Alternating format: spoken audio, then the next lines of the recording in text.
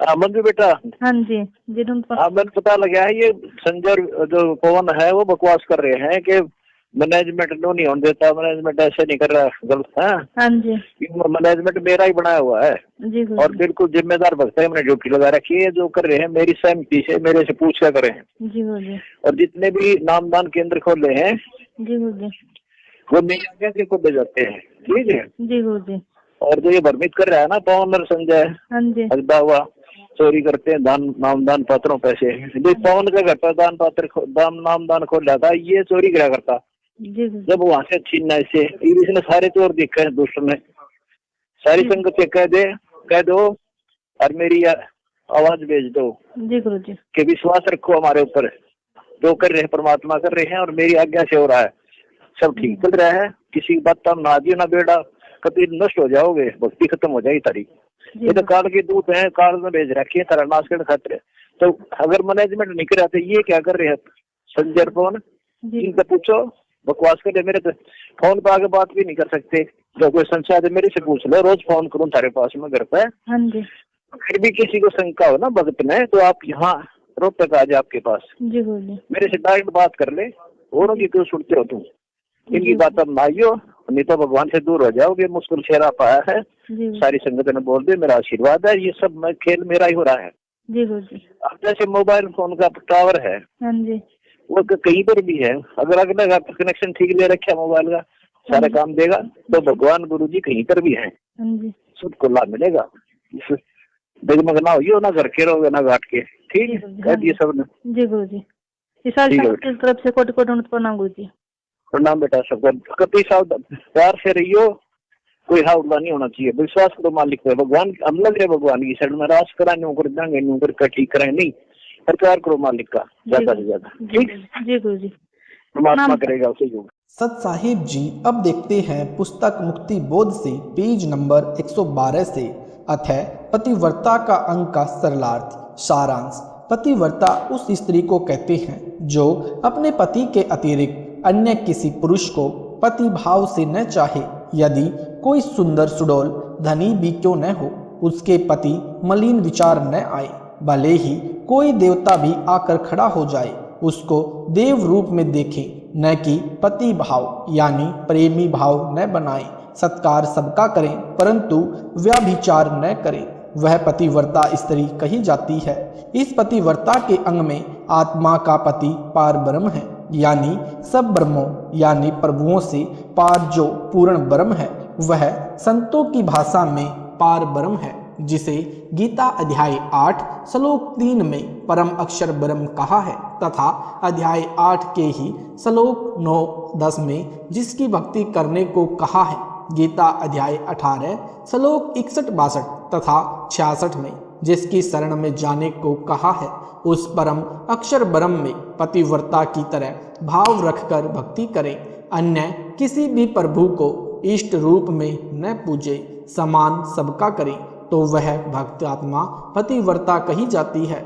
गीता अध्याय 13 श्लोक 10 में कहा है कि मेरी अविव्याचिरणी भक्ति कर। इसी प्रकार सूक्ष्म वेद जो परमेश्वर कबीर जी द्वारा अपनी प्रिय आत्मा संत गरीबदास जी को दिया है, इसी सदग्रंथ में इस पतिव्रता के अंग में स्पष्ट किया है कि वाणी नंबर 18 गरीब पतिव्रता पीव के चरण की सिर पर रजले राख, पतिव्रता का पति पार ब्रह्म है, सतगुरु बोले साख। भावार्थ पतिव्रता का पति पार ब्रह्म है, यानी भक्त आत्मा का स्वामी पार ब्रह्म है। यह सतगुरु यानी संत गरीबदास जी के सतगुरु परमेश्वर कबीर जी हैं ने कहा कि साखी द्वारा समझाया है, यानी सतगुरु साक्षी हैं। पतिव्रता अपने पीव यानी पति परमेश्वर के चरणों की रज यानी धूल लेकर सिर पर रखें, अर्थात केवल सतपुरुष को अपना माने।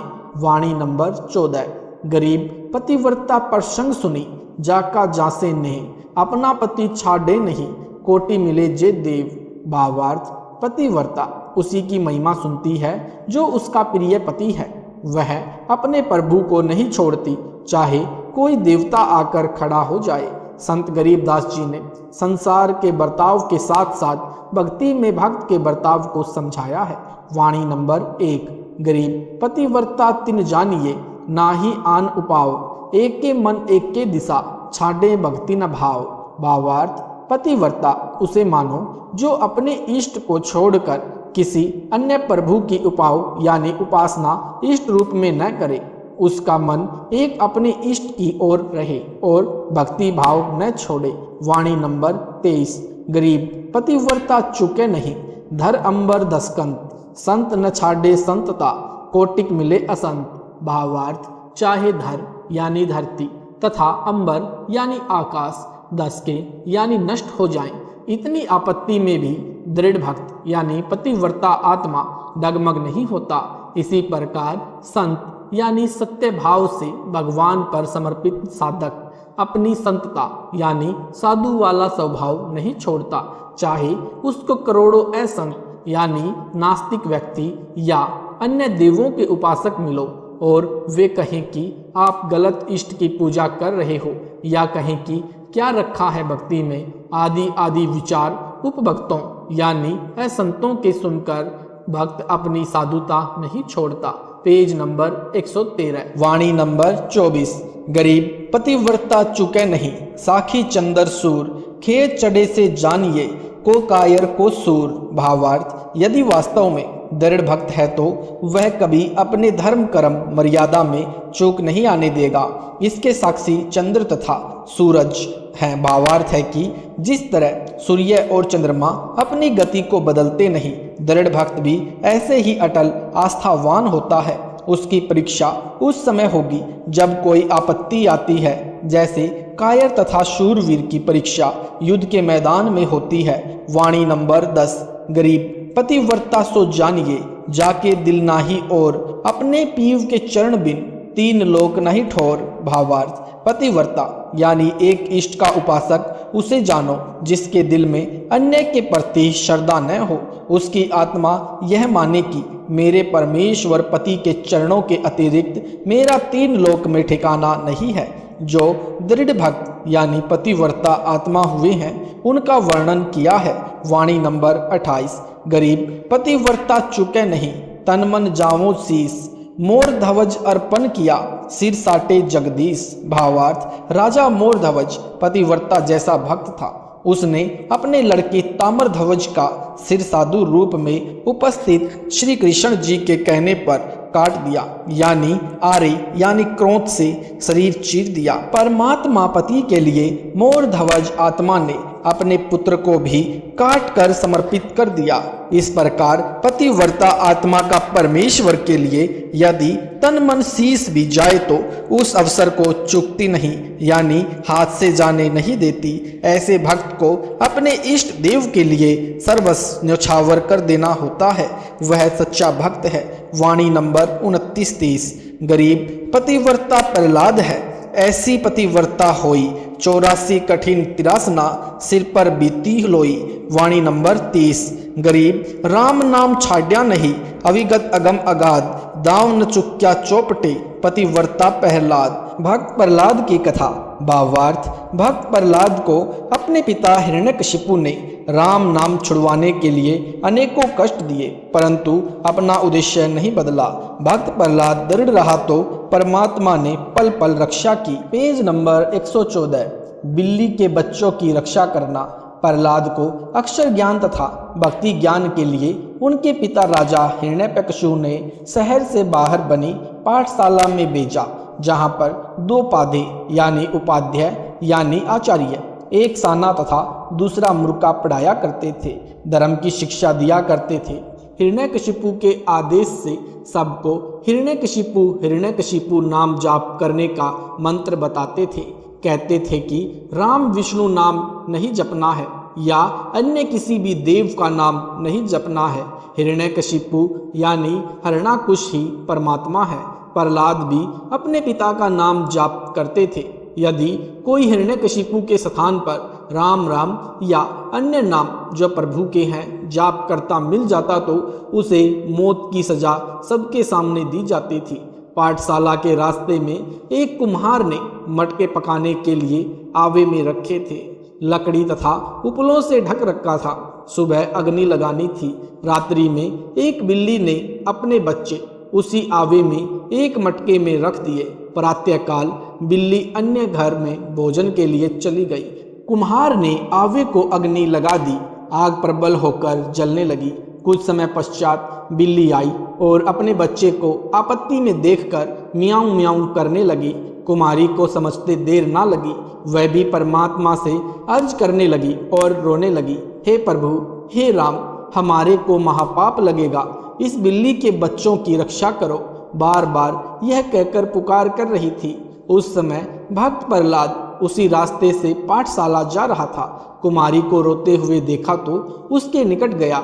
वह, हे राम, हे विष्णु भगवान, हे परमेश्वर, इन बिल्ली के बच्चों को बचाओ, हमारे को पाप लगेगा, कह रही थी। प्रहलाद ने उस माई से कहा कि हे माता, आप राम ना कहो, मेरे पिताजी का नाम लो, नहीं तो आपको मार डालेगा। कुमारी ने बताया कि इस आवे में बिल्ली के बच्चे रह गए हैं, हमारे को पता नहीं चला। भगवान से इन बच्चों की सुरक्षा के लिए प्रार्थना कर रही हूँ। इस भयंकर अग्नि से राजा हिरण्यकशिपु नहीं बचा सकते, परमात्मा ही बचा सकते हैं। प्रहलाद भगत ने कहा, माई, जब आप घड़े निकाले तो मुझे बुलाना। ऐसी शीतल हवा चली कि अग्नि बुझ गई। कहते हैं कि 1 महीने में आवे में रखे घड़े पकते थे। उस समय 2.5 दिन यानी 2.5 दिन में आवा पक गया। प्रहलाद भक्त को बुलाकर आवे से मटके निकाले गए। जिस घड़े में बिल्ली के बच्चे थे वह घड़ा कच्चा था। बिल्ली के बच्चे सुरक्षित थे, अन्य सब घड़े पके हुए थे। यह दृश्य देखकर प्रहलाद ने मान लिया कि ऐसी विकट परिस्थिति में मानव कुछ नहीं कर सकता, परमात्मा ही समर्थ है। कुमारी से भक्त प्रहलाद जी ने कहा था कि माता जी, यदि भगवान ने बिल्ली के बच्चे बचा दिए तो मैं भी परमात्मा का ही नाम जपा करूंगा, अपने पिता का नाम जाप नहीं करूंगा। उस दिन के पश्चात प्रहलाद भक्त राम का नाम जाप करने लगा। यह घटना सतयुग की है। श्री रामचंद्र पुत्र दशरथ जी का तो जन्म भी नहीं हुआ था जब साना तथा मूर्खा अध्यापकों को पता चला कि प्रहलाद राम का जाप करता है तो उसे बहुत समझाया कि हिरण्यकशिपु राजा का नाम जाप करो। सत साहिब जी, इस वीडियो के बनाने का उद्देश्य हमारा किसी को भी नीचा दिखाना या किसी की भावनाओं को ठेस पहुंचाने का नहीं है। इस वीडियो के बनाने का उद्देश्य हमारा भक्त समाज को राह दिखाना है। सत साहिब जी, अगर आपको ये वीडियो अच्छा लगा है तो वीडियो को लाइक करें, शेयर करें, कमेंट करें। ऐसे ही वीडियो देखने के लिए हमारे चैनल सतलोक इन संत रामपाल जी महाराज जी चैनल को सब्सक्राइब जरूर करें। सत साहिब जी।